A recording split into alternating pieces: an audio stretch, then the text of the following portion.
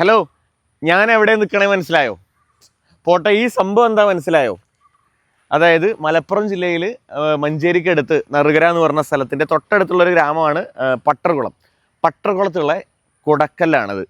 ഞാൻ തിരൂരിലെ അതുപോലെ തന്നെ മണിക്കിണറും ബാക്കി കാര്യങ്ങളൊക്കെ ഇട്ട സമയത്ത് എല്ലാവരും പറഞ്ഞതാണ്, എടാ ചങ്ങായി എൻ്റെ തൊട്ടടുത്തൊരു സംഭവം ഉണ്ടല്ലോ, അതെന്താ ഈ പറയാത്തത് എന്നുള്ളത്.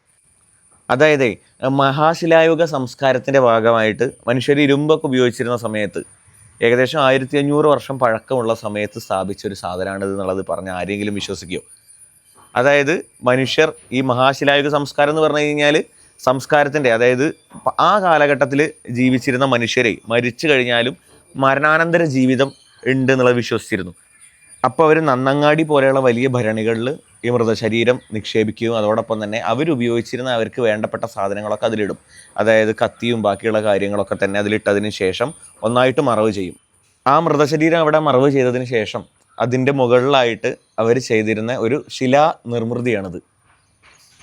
ആലോചിച്ച് നോക്കുക, ഒരു മിഷനൊന്നും ഇല്ലാത്ത കാലത്ത് അത്രയും ആളുകൾ ചേർന്നിട്ടായിരിക്കുക ആ വലിയൊരു കല്ല് അതിൻ്റെ മുകളിൽ എത്തിച്ചിട്ടുണ്ടായിരിക്കുക. കേരളത്തിൽ തന്നെ ഈ രീതിയിലുള്ളൊരു കൊടക്കൽ ഈ മലപ്പുറം ജില്ലയിൽ പട്ടർകുളത്ത് മാത്രമാണ് എന്നുള്ളതാണ് പുരാവസ്തു വകുപ്പൊക്കെ പറയുന്നത്. ഇത് എത്ര പേര് കണ്ടിട്ടുണ്ട് എന്നുള്ളത് ഒരു ഐഡിയ ഇല്ല. ഇത് കാണാത്തവർക്കായിട്ട് ഈ വീഡിയോ ഒന്ന് ഷെയർ ചെയ്യണം കേട്ടോ.